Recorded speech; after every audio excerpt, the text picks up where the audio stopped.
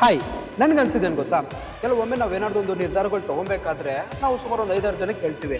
So ನಾವು ಅವ್ರದ್ದು opinion ಮಾತ್ರ ಕೇಳ್ಬೋದು ಹೊರತು ಅವ್ರ ಒಪ್ಪಿಗೆ ಕೇಳೋಕ್ಕಾಗೋದಿಲ್ಲ. ಯಾಕೆಂದರೆ ಕೆಲವೊಬ್ಬರು ಒಳ್ಳೇದನ್ನು ಹೇಳ್ತಾರೆ, ಕೆಲವೊಬ್ಬರು ಕೆಟ್ಟದನ್ನು ಹೇಳ್ತಾರೆ. ಸೊ ಎರಡಕ್ಕೂ ಸಪೋರ್ಟ್ ಮಾಡ್ತಾರೆ ಜನ. ಬಟ್ ನಾವೇನಾದ್ರು ಸಾಧನೆ ಮಾಡೋಕೆ ಹೋದಾಗ ಆದಷ್ಟು ಜನ ನಮ್ಮನ್ನ ಕುಗ್ಸಕ್ಕಂತಾನೇ ಟ್ರೈ ಮಾಡ್ತಿರ್ತಾರೆ. ಸೊ ಹಾಗಾಗಿ ನಾವು ಊರವರೆಲ್ಲ ಒಪಿನಿಯನ್ ಕೇಳ್ಕೊಂಡು ಮಾಡೋ ಬದಲು ನಿಮ್ಮ ಮನಸ್ಸಾಕ್ಷಿಗೆ ಒಪ್ಪುವಂಥ ಕೆಲಸ ಮಾಡಿ. ನೀವು ಯಾವಾಗಲೂ ಅಷ್ಟೇ ನಿಮಗೆ ನೀವು ಸೆಲ್ಫ್ ಕಾನ್ಫಿಡೆನ್ಸ್ ಒಂದು ಬೆಳೆಸ್ಕೊಬೇಕು. ಅವಾಗಲೇ ನೋಡಿದ್ರು ನೀನು ಏನು ಮಾಡೋಕೆ ಕೂತ್ರು ಕರೆಕ್ಟಾಗೆ ಮಾಡುತ್ತೆ ಆ್ಯಂಡ್ 100% ಅದ್ರ ಗೆದ್ದೇ ಗೆಲ್ತೀಯ. ಹಾಗಾಗಿ ಆಡ್ಕೊಡೋರೆಲ್ಲ ಯಾವತ್ತೂ ನೀನು ಹೊಟ್ಟೆಗೆ ಅನ್ನ ಹಾಕಲ್ಲ ಗುರು, ಅರ್ಥ ಮಾಡ್ಕೊ. ಇನ್ನು ನೀನು ಕುಗ್ಸೋಕ್ಕೆ ಪ್ರಯತ್ನ ಪಡ್ತಾರೆ ಹೊರತು ಯಾವತ್ತೂ ನೀನು ಬೆಳೆಯೋಕ್ಕಂತೂ ಬಿಡೋದೇ ಇಲ್ಲ. ಈ ಒಂದು ಸತ್ಯನ ನೀವು ಆದಷ್ಟು ನೀವು ಅರ್ಥ ಮಾಡ್ಕೊಳ್ಳಿ. ಯಾವಾಗಲೂ ಖುಷಿಯಾಗಿ ಟ್ರೈ ಮಾಡಿ.